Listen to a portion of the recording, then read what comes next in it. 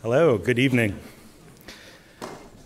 Thank you for coming out despite the snow and the somewhat overwrought weather predictions this evening. We're delighted to see all of you here. This is the first in a new series of literary events that we're calling, thanks to our wonderful events coordinator, Sarah Razor, Writers Speak. I'm Steve Beal, Executive Director of the Mahindra Center, and Homi Baba, who would ordinarily be handling these responsibilities, was stranded in Washington, but he wanted me to convey his gratitude to all of you for turning out and his regrets for not being here.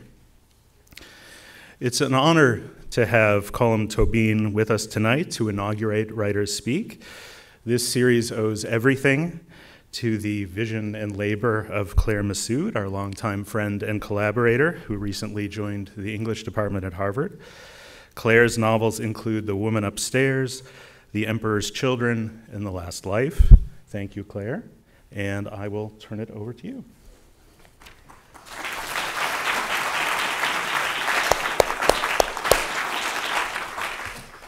Thank you, Steve. Welcome, everybody. I'm wearing the glasses I didn't buy at CVS. So thank you all for coming this evening in spite of the weather. It's a huge privilege for me to introduce our guest, the writer Colm Tóibín. As Steve explained, Colm is the inaugural reader in the Mahindra Humanities Center's new series, Writers Speak. And I just want to say a few thanks before I move on to the introduction proper. I'd like to thank Professor Homi Baba, who can't be here today, and Professor Steve Beal. And I also want to thank Sarah Razor, who I bet is hiding in the back, who has organized every detail of this evening. I want to thank also the Harvard Art Museums for allowing us to hold the event in this beautiful new auditorium. It's great to be here. And I want to thank the Harvard Bookstore for their kind support. They are not here this evening, but they have copies of Colm's books, including signed copies, on sale at the bookstore just a few blocks away. And I also wanted to mention that the second reader in the series on April 20th will be Lydia Davis, so please mark your calendars. I feel as though I'm hissing like a snake. Welcome, Colm. It's such a gift to have so distinguished a writer with us this evening. When I first met Colm, he probably won't remember this, it was over 20 years ago at a pub in Hay-on-Wye, I think. I, then still unpublished, was sitting at a picnic table in the sunshine with an author named Joan Brady, who'd recently won an award for her first novel, Theory of War, and Colm came over to introduce himself to her and to tell her how much he'd enjoyed her book. The thing was, he made it seem as though he was the lucky one to be meeting Joan, when in fact Joan and I both knew who he was and had read and greatly admired his work, his first two novels, The South and The Heather Blazing, both of which had won important prizes and wide acclaim. He was known too already then for his earlier journalism. He'd published a book of his work from the 1980s called The Trial of the Generals, and a book about his time living in Spain, Homage to Barcelona. What struck me then, and has always stayed with me, is the generosity of Colm Tóibín's spirit. It is present in his person, in the man who so readily praised an author newer to the world than he was that long ago day in the Welsh Sun, and in the man who gives so generously of his time to students as he did today at lunchtime, or in his work as chair of the Penn World Voices Festival, or in agreeing to come to Harvard at all when his schedule is so busy it's like that old film, If It's Tuesday, It Must Be Belgium. But it's present most powerfully in his fiction. The characters in Tóibín's novels aren't always easy or charming people. The implacable Eamon Redmond of The Heather Blazing is so emotionally closed that his wife thinks he doesn't love her. Mary in The Testament of Mary is complex, even bitter in her grief. Nora Webster of the eponymous novel is feared by her sister Una and her children, repeatedly referred to as dignified, but never as delightful or winning.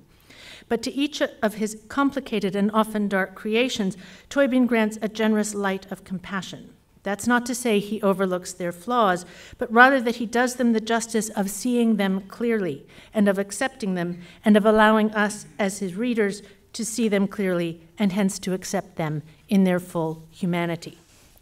Whether he is writing about the intricate microcosm of West Ireland, of his native Enniscorthy or Wexford or Cush, a region he knows to bedrock as Alice Munro knows Western Ontario to bedrock, as he has done now in so many of his books, creating over the past quarter century a sort of Irish Yoknapatawpha, or whether he is far from his known world in what you might call the macrocosm, inhabiting the minds of Henry James or Jesus' mother Mary, or now Orestes and Electra.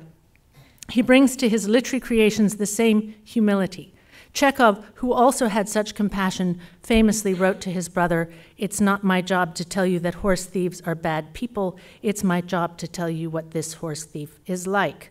Flaubert, who wasn't nearly as generous, wrote that the author must be in his work as God is in nature, everywhere but invisible. Tóibín has said that when writing, for the most part, quote, "You're nobody, you're just a governing DNA of style." In which case, his DNA of style is one of classic simplicity. He is a beautifully patient writer. I think of the Larkin line, "Where can we live but days?" A stylist in the way Chekhov or Tolstoy or early Joyce was a stylist.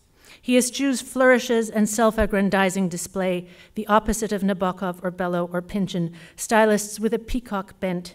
He will remind you in the delicate humor of a scene or in the careful, luminous precision of his detail of Chekhov or Munro or Penelope Fitzgerald. So I wanted to share with you two very brief passages from his work. The first is from his second novel, The Heather Blazing, and describes the protagonist, Eamon Redmond, walking along the beach he has known since childhood. And forgive me, Colm, if I mangle the name. He walked south towards Ballyconnegar. How'd I do? Okay.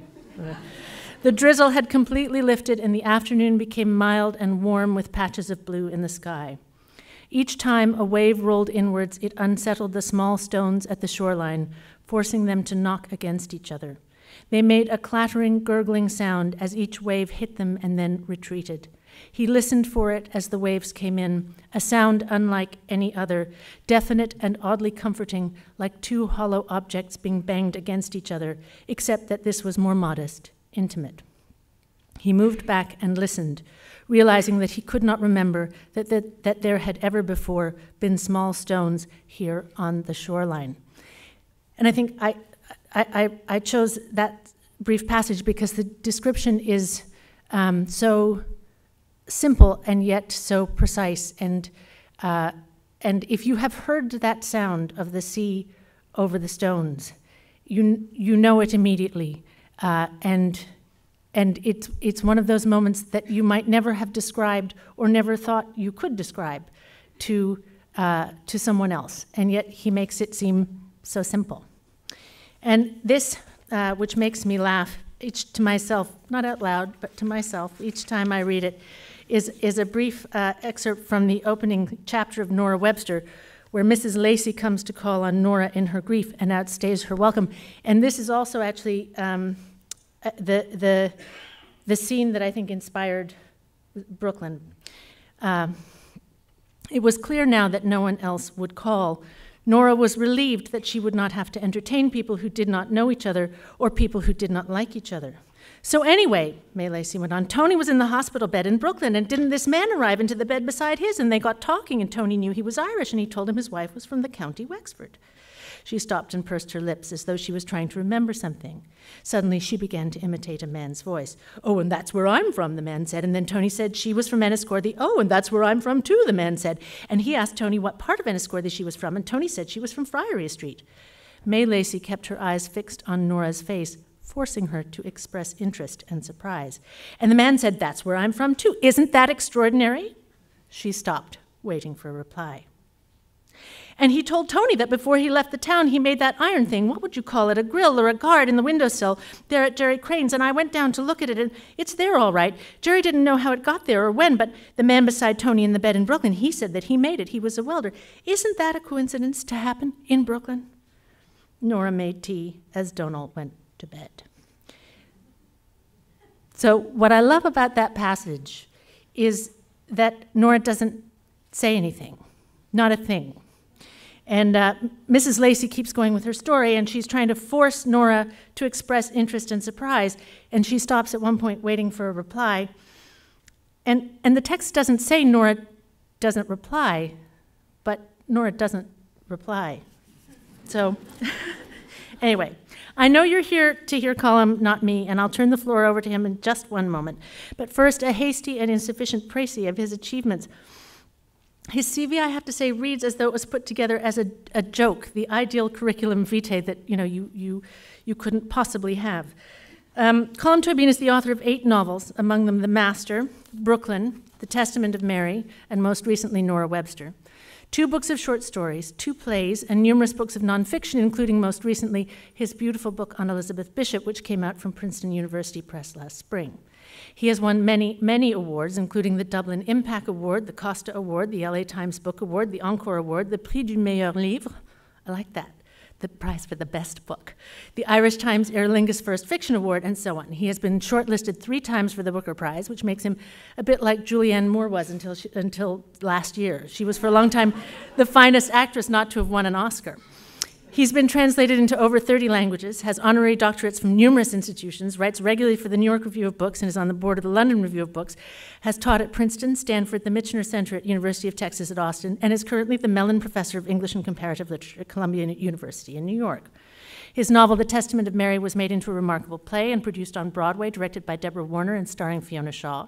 His novel, Brooklyn, has recently been adapted as a film, and a beautiful one, currently in cinemas, nominated for many awards, starring somebody whose name I can't pronounce. I'm not even going to try that one. I told you it would seem impossible. There is no writer currently at work in the English language more productive at so high a standard. Genius is ultimately a matter of energy combined with talent.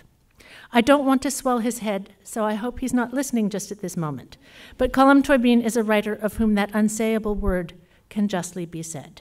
So, without further ado, please let us welcome Colm Tóibín.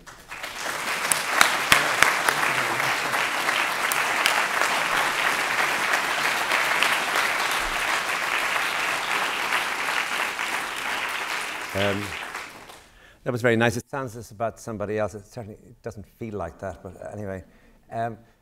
What I want to do is read from a work in progress. I hope to finish this in the next few months. It's a version of the story of Agamemnon, Clytemnestra, Electra, and Orestes. And what I'm going to read, Clytemnestra in general gets a very bad press, basically because Electra hates her so much. And we just see her as acting foolishly or acting capriciously and not having very much to say, while Electra gets all the best lines. But there's a late play by Euripides called Iphigenia in Aulis, where Euripides attempts to explain to us why Clytemnestra might have wanted to murder her husband. And the drama which took place when Agamemnon, who wanted the wind to change, and the gods said the only way the winds could change was if he brought his daughter, a beautiful young daughter, Iphigenia, and if he sacrificed her. And so he got in touch with his wife and said, bring Iphigenia. I have found a perfect husband for her called Achilles. He's a great warrior. It will be a great wedding. And bring her now.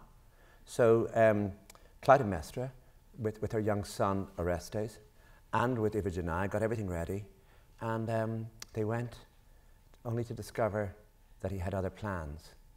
And obviously then, it explains then why, but it doesn't really, because the whole idea of waiting for the gods to tell you what you could and couldn't do meant that you didn't really have personal agency, that you couldn't just decide yourself what to do. So what Clytemnestra actually does on her own without consulting anybody is remarkable and dramatically very interesting. But anyway, this is the opening of the book, which is an attempt to have Clytemnestra speak, and speak without interruption. It's not a dramatic text, it's a piece of prose. So I don't think there's anything else to explain. Her daughter is Iphigenia. Her son, who's much younger, is Orestes. Her other daughter is Electra. Her husband, Agamemnon, is waiting for the wind to change so that he can get involved in the whole, I didn't want to go into just here, the whole idea of what Helen of Troy has got up to. And of course, Clytemnestra is the actual half-sister of Helen of Troy under the auspices of Leda. but that's not an issue here either, but I just thought I'd throw it in. There's nothing else to say. So just got to imagine that this is Clytemnestra and it's a long time ago. I've been acquainted with the smell of death, the sickly, sugary smell that wafts in the wind towards here. It is easy now for me to feel peaceful and content. I spend my morning looking at the sky and the changing light. The birdsong begins to rise as the world fills with its own pleasure. And then as day wanes, the sound too wanes, and then it fades. I watch as the shadows lengthen. Maybe the smell has entered into my body and been welcomed there like an old friend come to visit. The smell of fear and panic. The smell is here as the very air is here. It lingers as a cat will linger when there is sunlight. It returns as light in the morning returns. It will be with me as constant companion. It has put life into my eyes, eyes that grew dull with waiting, but are not dull now. Eyes that are alive now with brightness. I gave orders that the bodies should remain in the open under the sun a day or two until the sweetness gives way to stench. And I like the flies that come to the rooms here, their little bodies perplexed and brave, buzzing after their great feast, upset by the continuing hunger they feel in themselves, a hunger I have come to know too and I have come to appreciate. We are all hungry now. Food merely whets our appetite, it sharpens our teeth. Meat makes us ravenous for more meat, as death is ravenous for more death. Murder makes us ravenous, it fills the soul with satisfaction that is fierce and then sweet enough to create a taste for further satisfaction. A knife piercing the soft flesh under the ear with intimacy and care, and then moving across the throat as soundlessly as the sun moves across the sky, with greater speed and zeal, and then his dark blood flowing with the same inevitable hush as dark night falls on familiar things. They cut Iphigenia's hair before they dragged her to the place of sacrifice. My daughter had her hands tied behind her back, the skin on the wrists raw with the ropes. Her mouth was gagged to stop her cursing her father, her cowardly two-tongued father. Nonetheless, we heard her muffled screams. Iphigenia lay screaming, having finally realized that he really did mean to murder her, that he did mean to sacrifice her life for his army. They had cropped her hair with speed and carelessness. One of the women managed in her haste to cut into the skin around my daughter's skull with a rusty blade, and when Iphigenia began her curse, that is when they tied an old cloth around her mouth so that her voice could not be heard. I am proud that she never ceased to struggle, and I am proud of her now as I know that never once then, not for 1 second, despite her mild accepting speeches, did she accept her fate or cease when the time came to try to open the twine around her ankles or give up the struggle to unbind the rope around her wrist so she could get away from them, or curse her father so that he would feel the weight of her contempt. No one is willing now to repeat the words she tried to speak in the moments before they muffled her voice, but I know what those words are. I taught them to her. And I will say them when I need to say them. They are words to shrivel her father and his followers, his foolish aims.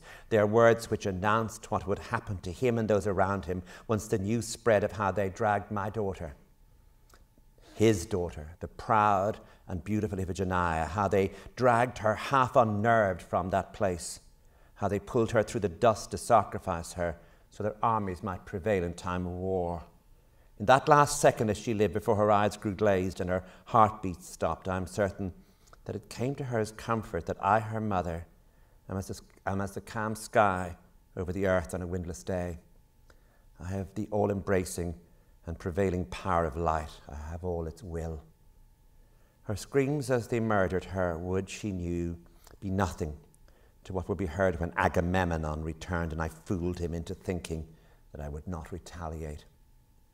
I waited and I watched for signs and smiled and opened my arms to him, and I had a table here prepared with food for the fool. I was wearing the special scent that excited him, scent for the fool. I will be ready as he would not be, he, my husband, the hero, home in glorious victory, the blood of thousands on his hands, but his hands washed now, as though free of all stain, his hands white, his arms ready to embrace his friends, his face all smiles, grinning from ear to ear, the great Agamemnon, ready to hold up a cup in celebration, or put rich food into his mouth, his gaping mouth, relieved that he was home. I saw his hands clench in sudden pain, clench in the fierce shocked knowledge that at last it had come to him, and in his own house, and in the slack time after his own return, when he told me how often he had thought of the old stone bath with the taps made in the shape of the mouths of lions, and the gurgling water as free as life itself, and only ease to be found there.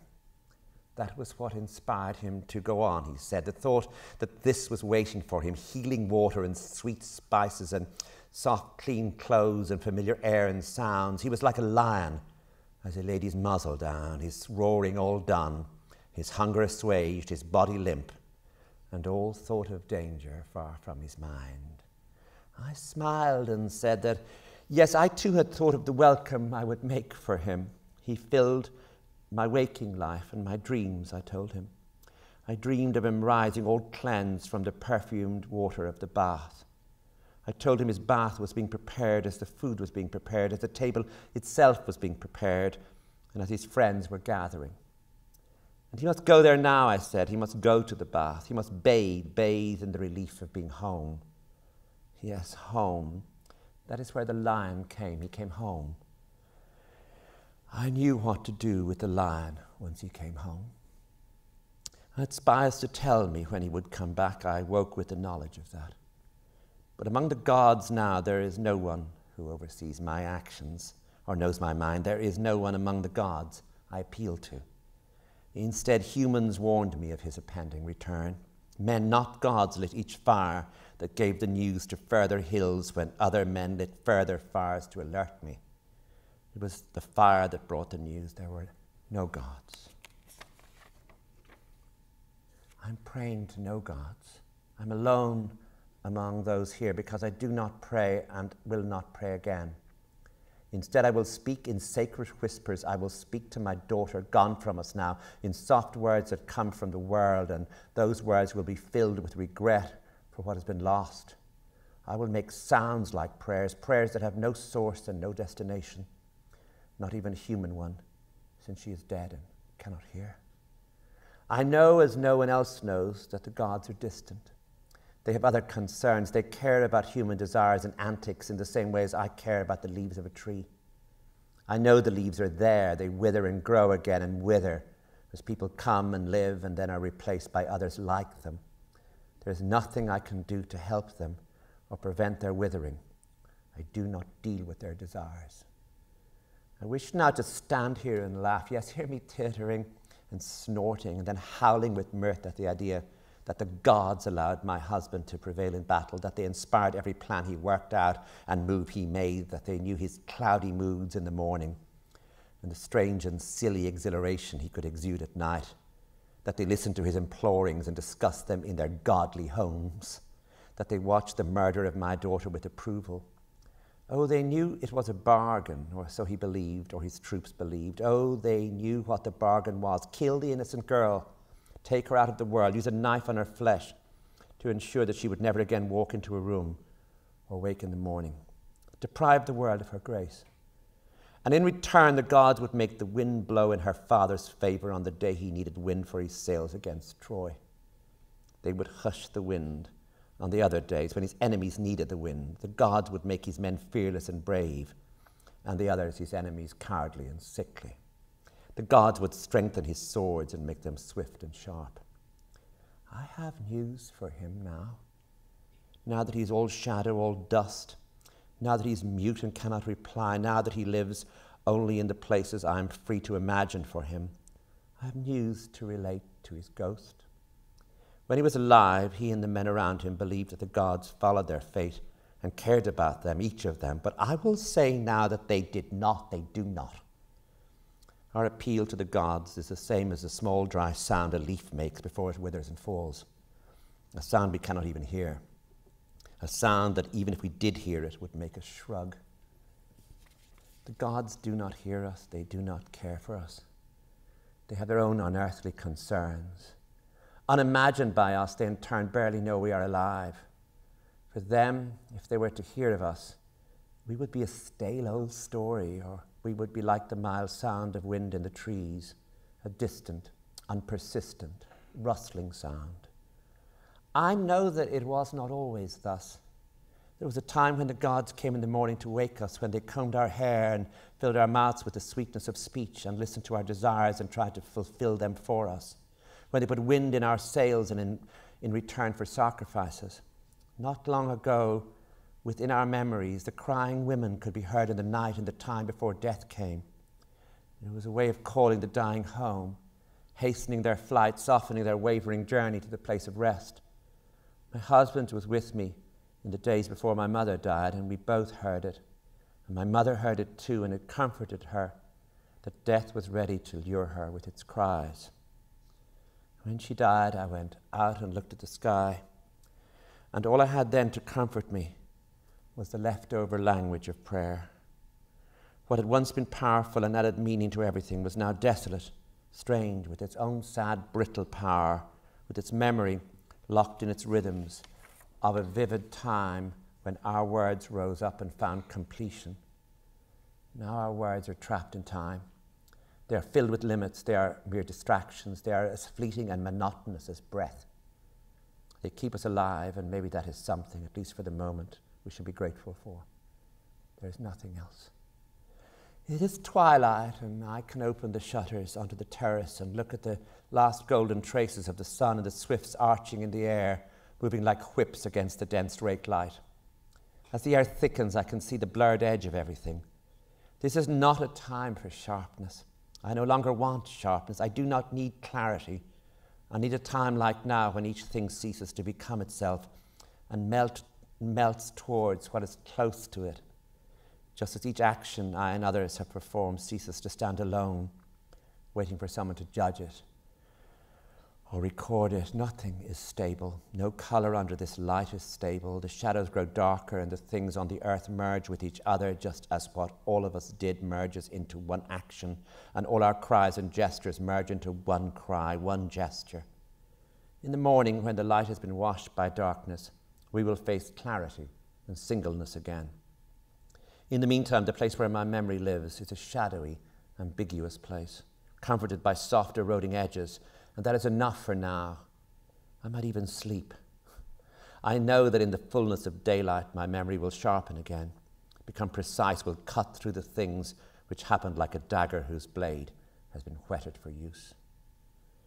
There is a woman in one of the dusty villages beyond the river and towards the Blue Mountains. She's old and difficult, but she has powers that have now been lost to all others. When she goes finally out of the world, the power will fade with her. She does not use her powers idly, I have been told, and most of the time she's not even willing to use them at all. In her village, she often, in fact, pays impostors, women who are old and wizened like herself, women who sit in doorways with their eyes narrowed against the sun. The old woman pays them to stand in for her, to fool visitors into believing that they are the ones with the powers. We have been watching this woman, and Aegisthus, the man who shares my bed now and will soon share this kingdom with me, has learned with the help of some men who are under his sway to distinguish between the other women, the decoys who have no power at all, and the single one who can, when she wants, weave a poison into any fabric. If anyone wears that fabric, they will be rendered frozen, unable to move when attacked, and rendered voiceless and silent no matter how sudden the shock or severe the pain. I will attack my husband when he returns. I will be waiting for him, all smiles. There will be a table laden down with food. The gurgling sound he will make when I cut his throat has become my obsession now. I hear it in the night, and I summon it up once more when I wake in the morning. It stays with me all day. The old woman was brought here in a sack. I had her locked in one of the inner storerooms, a dry place where I keep supplies of grain. Aegisthus, whose powers of persuasion are as great, perhaps, as the old woman's power to cause death, has spoken to her and has slowly explained to her what is required. Both Aegisthus and the old woman are stealthy and wily, but I am clear. I live in the light. I cast shadows but I do not live in shadow. As I prepare for this, I live in pure brightness. What I require now is simple.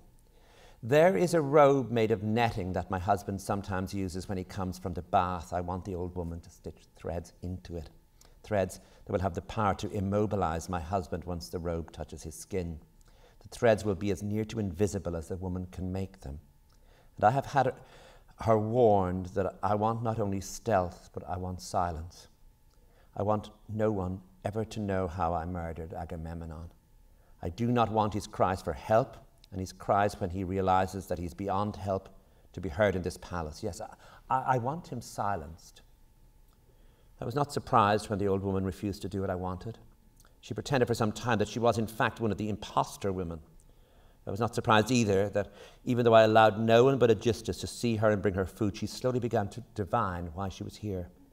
Slowly she came to see that she was here to help with the murder of Agamemnon, the king, the great bloodthirsty warrior, victorious in the wars. The old woman believed that the gods, such as they are, were on his side. I realized that she would not wish to interfere with the intentions of the gods. The gods. I had always known that she would be a challenge, but I had come to learn too that it would be simpler to deal with those who held the old beliefs, who believed that the world was stable. I arranged, therefore, to deal with this old woman. I had time. Agamemnon was not to return for some days, and I would have notice when he was approaching. We had spies in his camp by this time, men on the hills. I had learned to leave nothing to chance. I planned each step. I had left too much to luck and to the whims and needs of others in the past. I had trusted too many people. I arranged for the poisonous old crone we had captured to be brought to the window of the corridor outside the room where she was being held. This corridor had one barred window high in its walls. I arranged for this malignant old creature to be hoisted up so that she could see from this window into the walled garden. I knew what she would see. She would see her own golden granddaughter, the light of her life, and she would realize that the child was a prisoner too. We had taken the child from the village also under cover of darkness. I arranged for Aegisthus to tell the old woman that if she wove the poison and if it worked, then she and her granddaughter would immediately be released and allowed home.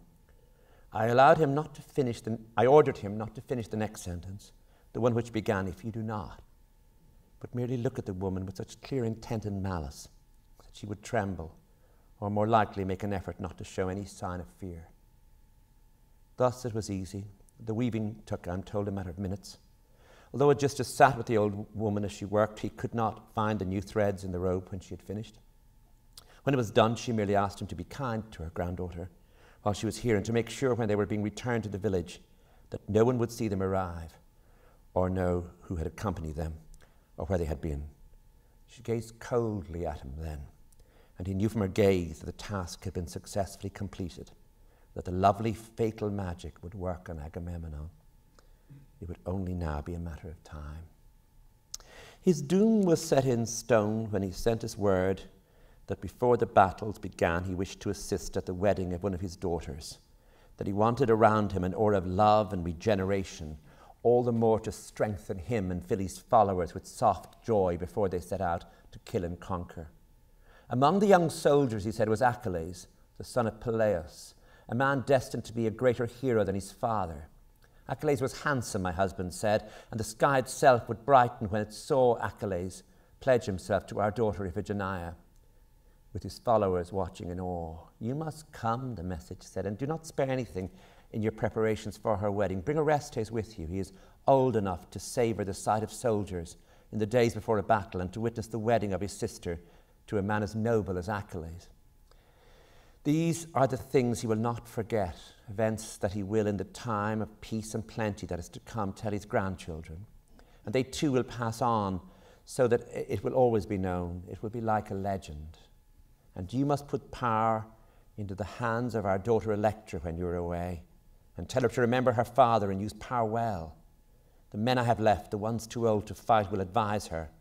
They will surround her with their care and wisdom until her mother returns with her sister and her brother." And sometime later, on a golden morning, with some of our women, we set out. When we arrived, Agamemnon was waiting for us. As soon as he saw us, he moved slowly towards us with an expression on his face that I had never seen before. His face, I thought, showed sorrow, but also surprise and relief. Maybe other things too, but they were what I noticed then. Sorrow, I thought, because he had missed us and he had been away a long time, and surprise because he had spent so much time imagining us, and now we were here, all flesh, all real, and Orestes had grown beyond his father's dreams, as Iphigenia had blossomed. And he exuded relief, I thought, that we were safe, and he was safe, and we could be with each other. When he came to embrace me, I felt a pained warmth from him. Then when he stood back and surveyed the soldiers who had come with him, I saw the power in him. Power of the leader ready for battle, the mind on strategy, decisions, lines of command. Agamemnon, that first day, once he had embraced me, was an image of pure will. Then he picked Orestes up and laughed and carried him towards Iphigenia. Then he was all charm, all smiles as he turned to Iphigenia, as we all turned.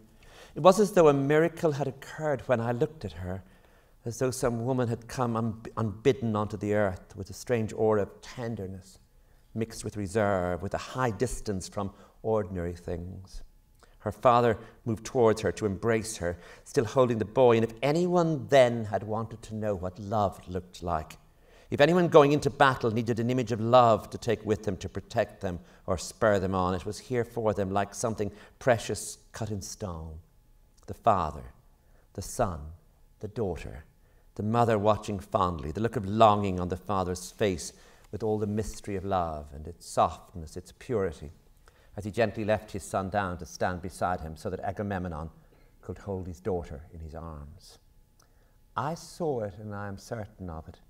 In those seconds, it was something that every sculptor has sought to capture. But none would want to have captured this because it was false and it seemed so true. And none of us guessed the truth for 1 second, those of us who had traveled, even though some of those standing around, maybe even most of them, must have known the truth. But no one showed a sign, not a single sign. The sky remained blue, the hot sky, the sky remained blue, the sun hot in the sky, and the gods, yes, oh yes, the gods seemed to be smiling on our family that day, on the bride-to-be and on her young brother, on me and on her father as he stood in the embrace of love, as he would soon stand in the victory of battle with his army triumphant.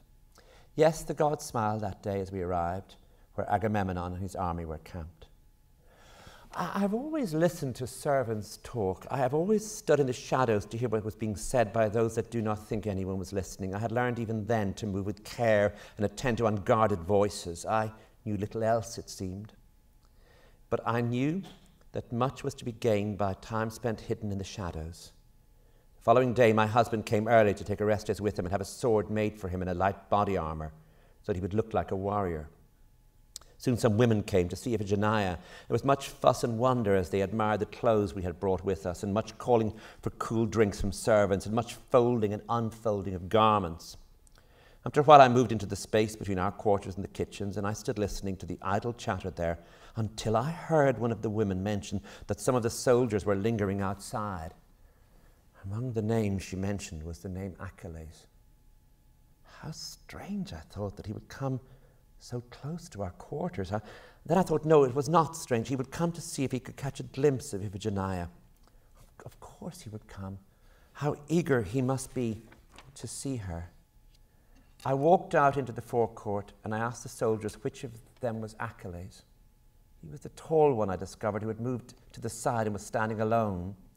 When I approached him, he turned and looked at me, and I realized something from his gaze, and the directness of it, and the tone of his voice as he spoke his name, the honesty in it.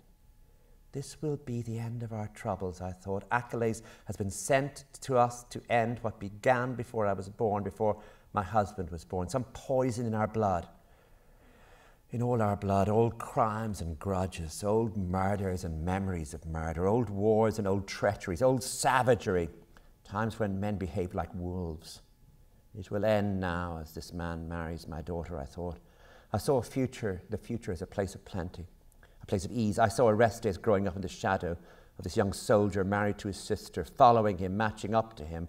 I saw an end to strife, a time when men would grow old with ease and battles would become the subject of high talk as night fell and memories faded of the hacked up bodies and the howling voices rising for miles across some bloodied plain.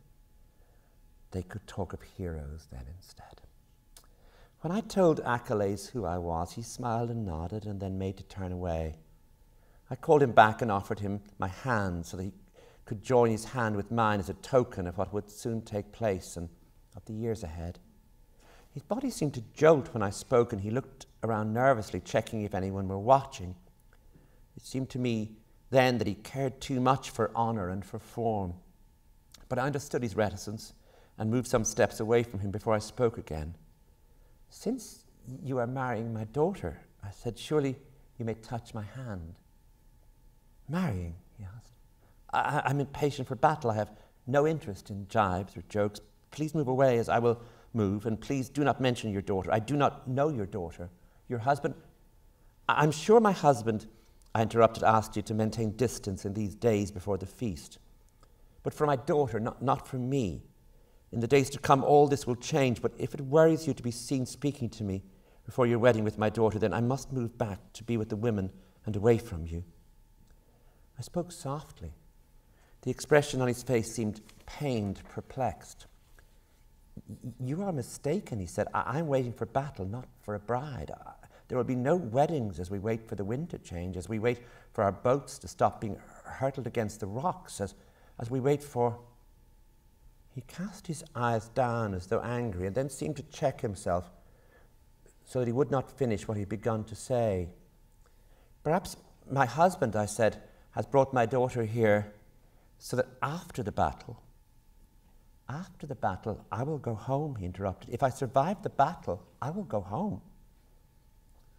"My daughter has come here to marry you," I said, "having been summoned by her father, my husband." "You are mistaken," he said, and once more I saw in him the grace I had noticed, tempered now with the firmness and resolve. Once more, for a second, I had a vision of the future, a future which Achilles could transform for us, a time to come in a place filled with cushioned corners and nourished shadows, that I would grow old there as Achilles ripened and my daughter Iphigenia became a mother and Orestes grew into wisdom. Suddenly it occurred to me that in this world of the future I could not see any place for Agamemnon. And I could not see Electra either, and I started for a moment. I almost gasped at some dark absence looming as I tried to place both of them in the picture, and I failed. I could not see either of them. There was something else that I could not see, as Achilles raised his voice as if to get my attention. "You are mistaken," he said, and then spoke more softly. "Your husband will tell you when you see him why your daughter has been summoned here." "I've already seen my husband," I said. "He welcomed us when he came. He has many matters to preoccupy him." "Do you not know, then?" he asked. "Is it possible you do not know?" The expression on his face had darkened. His voice had almost broken on the last question. I moved away from him. I hunched over as I moved from him, and I made my way back to where my daughter and the women had gathered. They barely noticed me, since they were marvelling over some piece of stitching, holding up a piece of clothing which I had commanded the seamstress to create. I sat down and I rocked back and forth, unnoticed by all of them. Thank you. Thank you. Thank you. Thank you.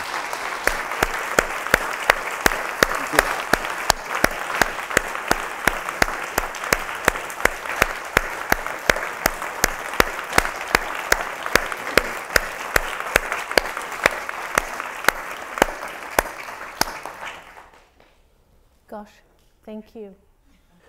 This has been in my head for a while, and I had worked very closely with Fiona Shaw and in Ireland with Marie Mullen over the text we did, or I did, on the on Mary, the Mother of Jesus, and it was still on my mind that I had been using some of these sources, especially Medea, Electra, and Antigone, which I'd sort of grafted onto the Mary story. So I went back and looked at the Oresteia. And then, having done that, I went back and read some stuff on the Oresteia. And then I realized there was this other play which gave Clytemnestra gave her better press, which is the Euripides play that I mentioned at the beginning, and that it explained a great deal about motive and about what she was actually doing, which is missing from the Aeschylus. So then I just, what happened is a strange business, which I found myself that I had written 5 pages of it, in between teaching. In just what I read there, that it was down, and then I thought, well, I better go on with this. I mean, nobody else is going to, and so I've been working on it. And the first part is like that, and then the second part is what happens because there's no evidence. I wanted something that I had no source for, so I wasn't competing with any of these, geniuses. So I thought the whole story of where Orestes was before he returns in Electra is not charted by anybody. And there's a good decade where he's almost missing. And I thought I could maybe more calmly, as an antidote to this tone, put a tone in where, this boy is taken away and where he is and what actually happens, and then return to the Electra business, which I'm working on at the moment, and then try and end with that really difficult last section of the Oresteia in which the gods or the Furies follow Orestes after the murder of his mother. And also I still have to write, which I haven't written yet, so if anyone wants to help me with it, I'd be grateful. I haven't written the murder of Clytemnestra yet, but I'm building up to it. I'm getting ready for it. So is it various voices? Is it Orestes' voice? It's the two. It's Clytemnestra, what I've been reading, and then it's third person, much calmer tone. He. Much really calm. What happens to Orestes, and then it's Electra speaking, and then it's Orestes' tone. It's the third person again. So it varies. Yeah. I mean, the problem with this tone I've been doing is it's hard to hold. You can do it for a certain length, but it won't hold a book because it's very limited in what you can do with it. And it won't come down into the domestic, into the ordinary, into anything other than the sort of heightened, the fierce, and the the high-toned. There are many directions in which I'd like to go all at once, but we have to do them one at a time. One question that arises for me from what you're saying is how you find the form for what you're working on. I realized with the form that I could probably do a short book just from what I've been reading, but I just felt the next story, just to try and carry on, to see if you could do a sort of I thought it would be done in 2 parts, but then when there's a much longer section on Orestes written, and I needed that needs a break. And I think, like every novelist, I'm haunted by what Joseph Conrad did in Victory, where he managed to do, A, B, and then the next section is B, C, where you have the same story told again, but from a completely different perspective. I've wanted to do that for a while, and so I'm trying it out this time. But I needed a break in the middle of Orestes because there's sort of monotony about that tone, and I needed Electra to come in now and almost explain certain things, and also bring, there's a battle going on here between people who literally believe that you cannot make an autonomous decision, that Clytemnestra has no rights of any sort, irrespective of how she feels, to have revenge, because she has not consulted the Apollo or the gods in any way, that she has done this on her own. And this is in a way the gravest sin, much more than having your daughter murdered. So the wind will change, because that direction or request came from the gods. So there's this battle going on between all of them over who believes what and how you can act and whether you have autonomy of will or of decision making.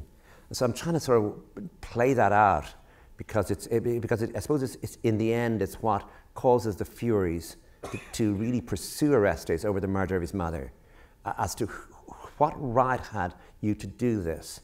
Which, of course, is Aeschylus working out whole ideas of,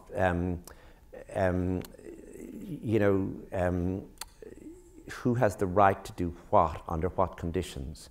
And it ends up almost with, at the end of the Oresteia, the jury system, the system of 12 people deciding on the guilt or innocence of somebody rather than a single individual. There's a sort of secularization of that process at the end of the Oresteia, which is mysterious and strange, but it's there, it's not hidden.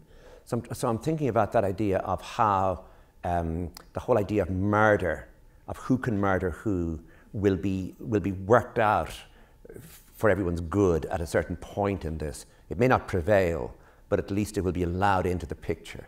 So you have different sorts of murder. Murder coming from the gods, murder coming from the autonomous will, and then judicial murder or the prevention of judicial murder because of a system that is put in place democratically.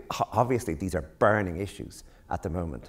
I mean, if you're in certain parts of, of Syria, Iraq, Turkey, these issues, these burning businesses over what you can and cannot do and who told you could, are actually the big questions, including indeed in the United States over the question versus Europe on the question of capital punishment, for example. I mean, I was going to ask you about the extent to which for you it's a contemporary undertaking, even as it's an elemental classic. I think you can never write a novel or do anything in art without having some pressing concern from now, no matter how you try to do it. And I think if you did try and succeed, there'd be something deadened about the text. It would look like a piece of, it would look like, I think this is, it would look like, it would look like pastiche, that you were just trying out a tone, and it wouldn't matter. But at the same time, you've got to be careful that the current concerns are not, there obviously, that you're not actually dealing directly with them. But I am aware that I don't think I would have been so interested in this had what happened not happened in Syria. And I wondered whether there was any reflection for you in this specific project, or indeed more generally, about the power of words or the meaning of words, and whether there is some sense that they mean less or mean differently than once they did. I suppose this was all teased out in one way or another by, say, Wallace Stevens in Sunday Morning as to what the world means, and how we deal with prayer, and how we deal with nature, and how we deal with beauty, but it arose pressingly for me because there's a broadcaster in Ireland called Gay Byrne who was very important, but he now has a funny Sunday night show. It's on quite late, no one watches it. It's called The Meaning of Life, where he interviews people about their beliefs. I just foolishly went on to it, and I probably shouldn't have, because I don't know anything about the meaning of life. If I did, I probably wouldn't be bothered writing. I'd be an engineer or something. He asked me what I believed in, and I said, I don't believe in anything. And he said, nothing. I said, no, I don't think, I don't see I see chaos, I don't see order. And even when I see order, I'm not sure the order comes from anything except nature itself. And he said, so you don't believe in an afterlife? I said, no. And you don't believe in God? I said, no. And it went on, and then he turned on me and said, so you think it's all right for you to believe these things when your parents were so sure, weren't they, about their Catholicism, when they lived in faith, and you think you can just decide not to. And I looked at him and he looked at me, and I realized, oh, that's quite an interesting idea. That how come this has happened? And of course, part of the reason is that the times have changed, that somehow or other something changed in the atmosphere in, say, Ireland, which allowed atheism to be not only possible, but actually almost pleasurable.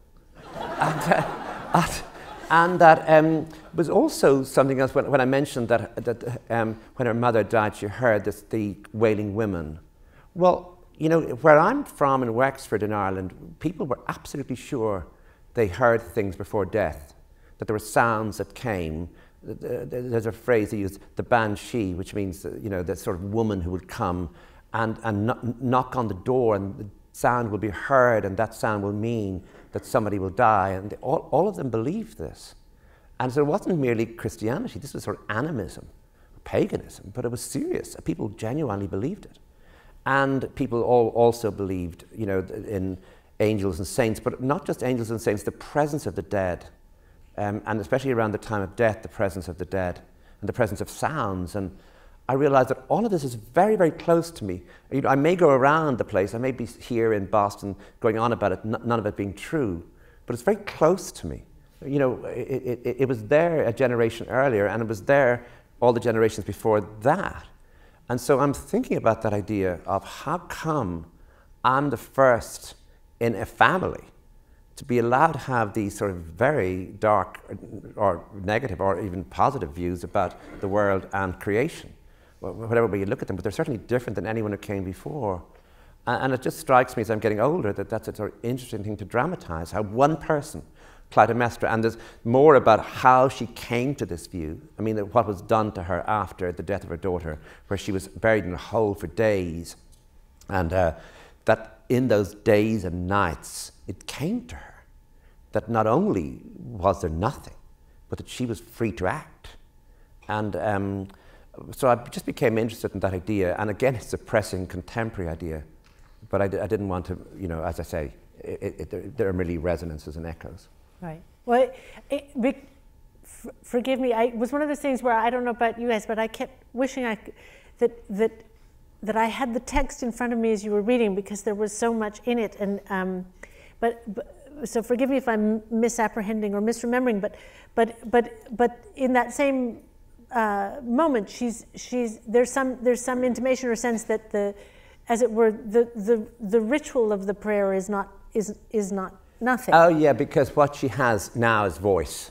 And it is as though the words themselves, although they don't have the destination they once have for her still got a power, the power of incantation, the power of speech, actually matters to her still, that is a secularization of something, and that within that secularization has given it an added power, because it's sort of purposeless, but yet it's the only thing she has now is her voice.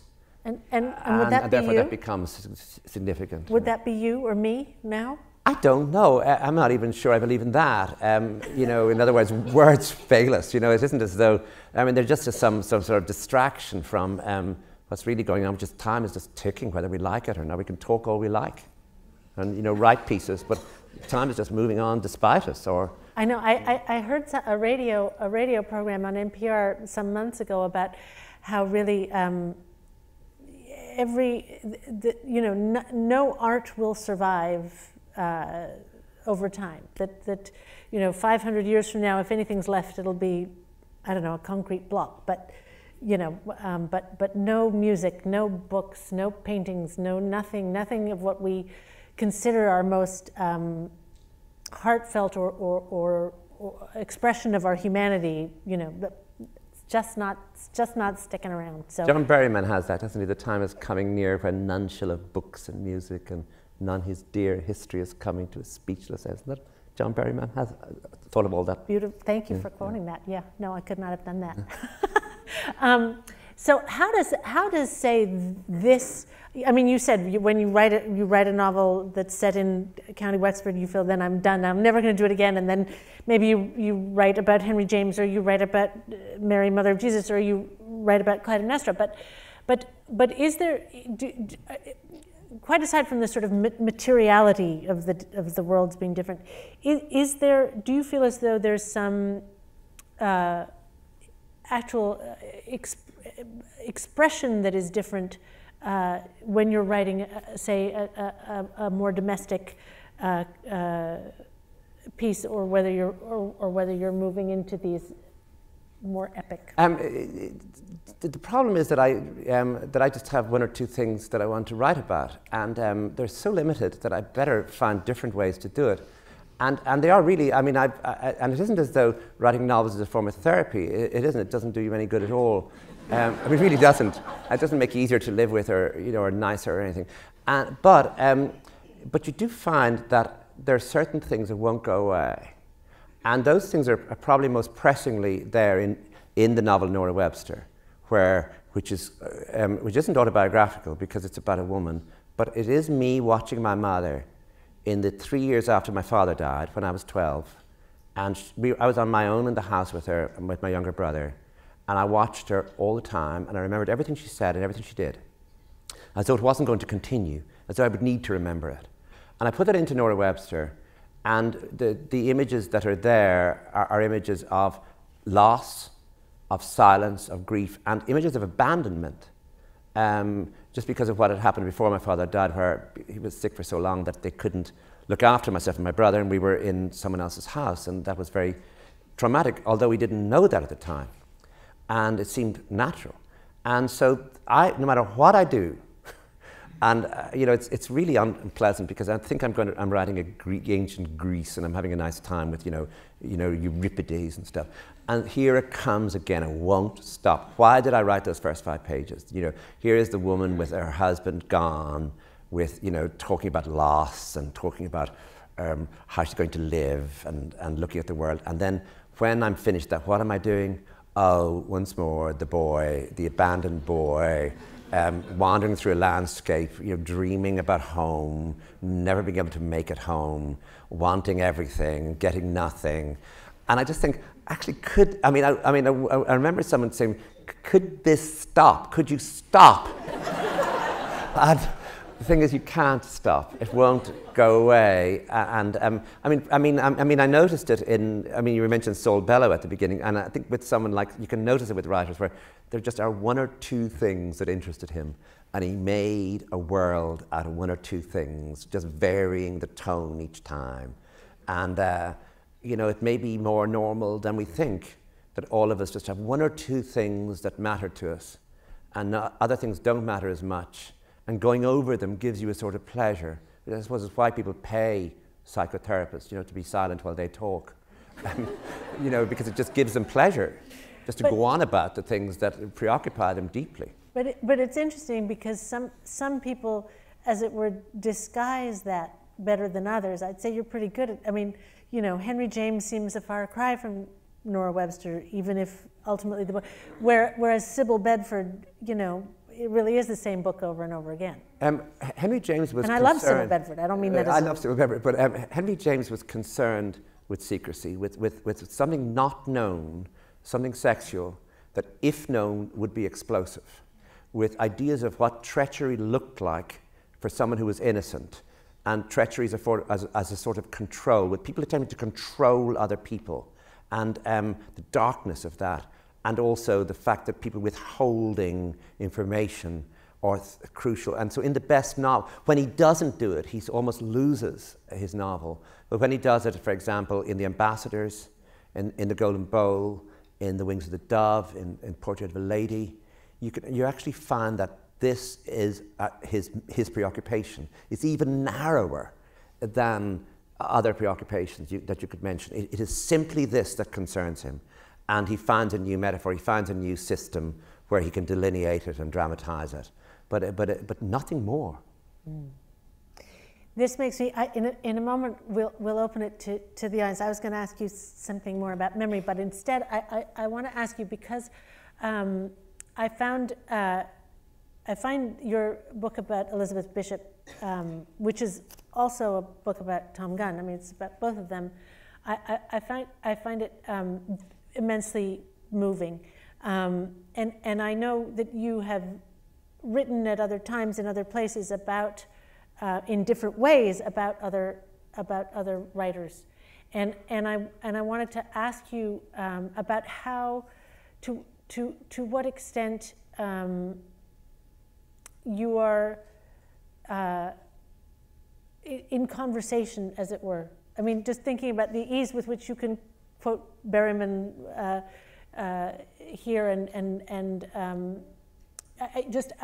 are you constantly in conversation with, as it were, with the dead, as much as with the living, and if that's the case, who's your close family? I read Bishop, and indeed I read Gunn before I knew anything about them. It was that wonderful time with a writer where the biographical material is not known. I mean, it must have been possible that when someone read The Colossus or someone read early Sylvia Plath, when those books came out, without knowing what was coming, which would affect the books, which affect Ariel so deeply, to know the story. But I didn't know the story. I knew Bishop had lived in Brazil because the poems mentioned it. I knew Tom Gunn lived in San Francisco because the poems mentioned it. And Tom Gunn's mother committed suicide when he was about 14, and when he finally writes about it, it's not a good poem called The Gas Poker. He says, even in the poem, it says 43 years later. And it was like an explosion. You go, it took you 43 years to mention it in your poetry. And his poetry was all the better for that, in a way, where he was containing it in the rhythms. It was there somewhere. I recognized it. I knew it. And it was in the rhythms of the poems. It was in something withheld in the poems that could not be mentioned. And I noticed it too in Bishop, that manic sometimes description of things, the finding phrases to describe things, the going over that and ending the poem in a sort of dying cadence. And sometimes in both of them, the sort of silliness they would you know, Florida, the state with the prettiest name, or they both wrote poems about sort of lighthouse and lighthouse keepers. But actually, there was something in the poem, a sort of deadened grief, a sort of withholding of something. But I thought it was because they were gay. And I'm gay, and I thought, okay, we're all gay, and that's what we do when we're gay, you know. And then it was only some time later when I found an interview with Gunn that was very close to an interview with Bishop, where both of them started to talk about living in a time, especially in America, when confessional poetry, as it was called, was so fashionable, and them realizing we have the biggest confessions to make if we did. You know, in other words, that they had real things to deal with, demons of the most serious sort. I mean, Bishop's father died when she was 6 months. Her mother was incarcerated when she was about 5. And her mother lived on, and she just never saw her again. And so that I suddenly realized that actually homosexuality is nothing. It's just normal. It's just, you're just like everybody else, and there's no point in going on about it. If you just could get everyone else to agree with you that it's nothing, then it would be nothing. But the other business of loss is something. And it never leaves you, and you can't, especially in a time when I suffered it, where it was between the time when death seemed part of nature and the time when people knew what to do with counselors and children and, you know, grief advisors. It was, you know, maybe there was a 30-year period when when it happened, when no one knew what to do about you.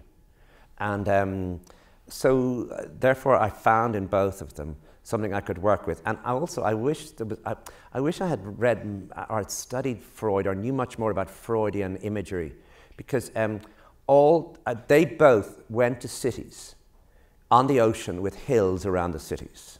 And I mean, always this and I went to Barcelona, which is on the ocean with hills around it. And Bishop went to Rio and Tom Gunn went to San Francisco. And all three of us found in those cities something really special that stayed with us, a sort of healing way of being able to manage.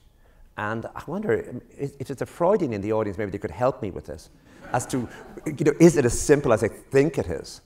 But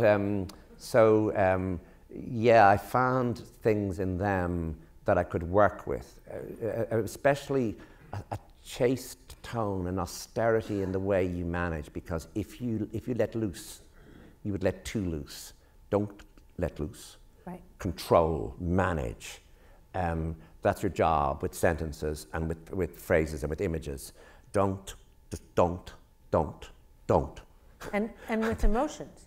Yes, that's what I'm saying, that if you let too much, I mean, Bishop talks about the idea of she disapproves of emotion exceeding its cause.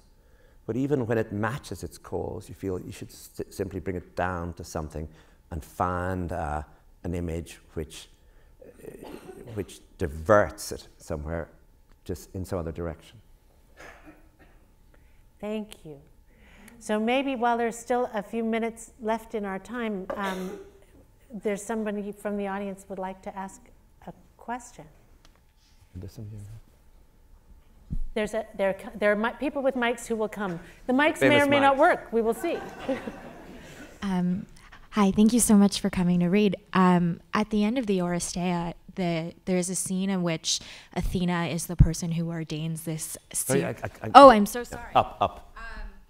If you could just shout, and then all right, I'll just shout. Yeah. Okay.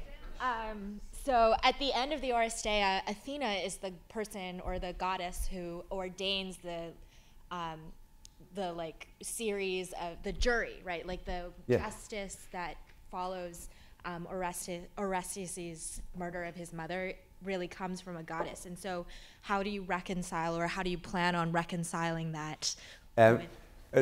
Thank you. This is a really great question. How am I going to reconcile that it's the goddess who actually does the healing, yes, or does the organizing? It's Athena at the end of Orestes. The answer is the novel is a secular space.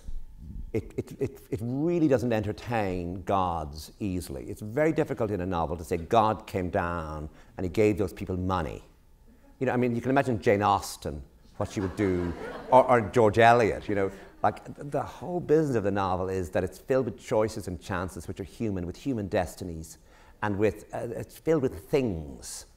And so therefore I'm going to have to find, which I already have found in the Orestes part, a figure who is a secular figure, who sees everything and knows that there's only one, you know, a sort of, in the same way as at the end of the Second World War, there were certain figures in Europe, Jean Monnet being one, but even later on a figure like Jacques Delors, who actually understood what Europe would have to do in order to survive. I mean, individual figures just thinking carefully. We had some such figures in Northern Ireland. The figure of John Hume, for example, as the troubles in Northern Ireland were going on, was always thinking 10 years ahead to see how things could be managed, who just had a sort of vision, a healing vision. So I'm going to sort of try and work that idea of an individual, far-seeing, trying to put things in place which will prevent any further mayhem. So poor old Athena will just have to wait until... I mean, I think you can put her into poems so she's not lost. You could write an opera about her. You can make paintings of her. But the novel remains hard. You know, goddesses, and so I'll have to go on a pilgrimage to apologize to her, to Athens. Thank you. Another question? Richard, would you like on Claire's point about the conversation and being in your work in conversation? In addition to the many authors you've been in conversation with for many years, and perhaps your mother between the age of 12 and 15, which never goes away, in your reading tonight, it struck me as very dramatic, as sort of almost halfway between drama and fiction. A bit like the Testament of Mary, too, which was ambidextrous in a way. And I was just wondering about your remark as you went from the Judeo-Christian Mary to the Greeks, to the Greek women, and that you were in conversation with Fiona Shaw and Mary Mullen, right? That how important has that kind of dialogical conversational work been with actors and actresses, and the voices that kind of call to drama? And I just wondered if this particular piece of fiction might also do double duty as drama with somebody like Fiona Shaw at some point. Yeah, I mean, I think that especially in Ireland, as you know, and I think you've written about this, that the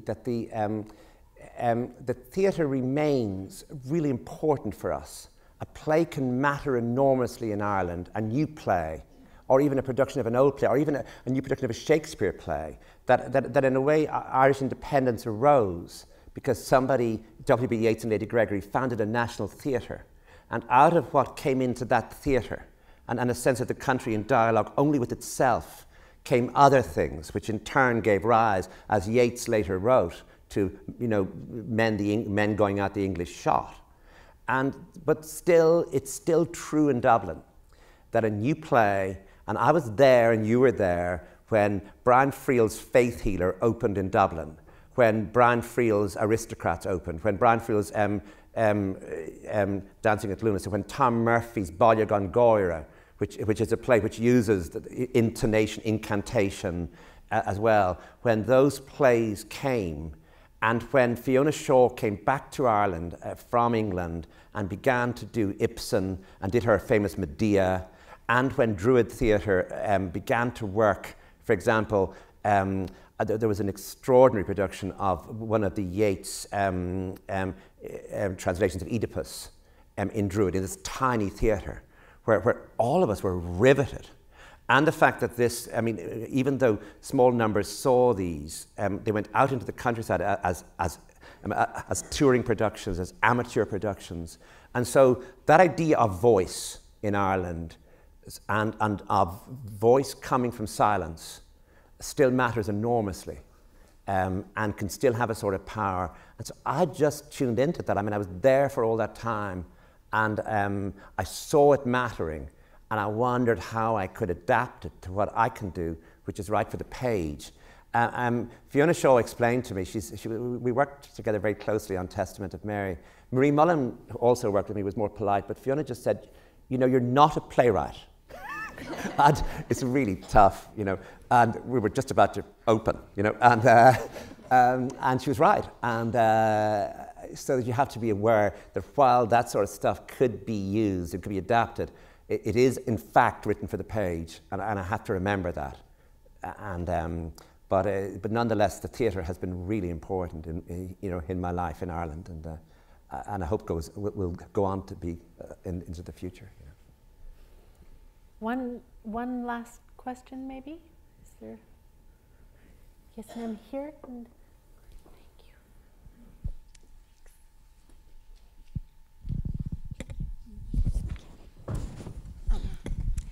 You're obviously such a beautiful speaker and writer. And I read somewhere that you came to reading later in your childhood, and also that your home was a very silent place growing up. I wondered if and how you think that affects or affected you and your development as a writer. I think that I was really stupid, and all the rest of the family were really intelligent, and especially, you know, the older generation. But my siblings also. My younger brother was remarkable, you know, and he could do anything. And I was just this person sitting there, and they couldn't think what to do with me. At one stage, my mother, we were passing a shop. It was a really dull-looking men's clothes shop, and she said, "That's now where you're going to be, in there, working." And I looked in, and it really looked very dull indeed, you know, and so I had to really work, you know, I had to really, really start concentrating. Was there anything at all I could do? And, you know, and so I just began to, you know, I suppose under those pressures to sort of change. But I had such a bad reputation in the school that it was only when I went to a new school where they just didn't know about me that they started to treat me with some respect. And I was writing poetry, and I could talk about that rather than just try and keep it a secret and keep it under carpets. And I mean, it was a big moment where I published a lot of poetry when I was in my teens, but I told no one about it. And one day, my uncle found, my name in Ireland is slightly unusual, and my uncle found these poems by this fellow, and he brought them up to the house, and they all stood around and said, "Did you write these?" Because they were quite dark and strange, and you know, filled with observations and things. And I said, "I did, yeah, I wrote them." I realized that was the only thing I could do. There was nothing else, you know, so I just had to get on with it, you know.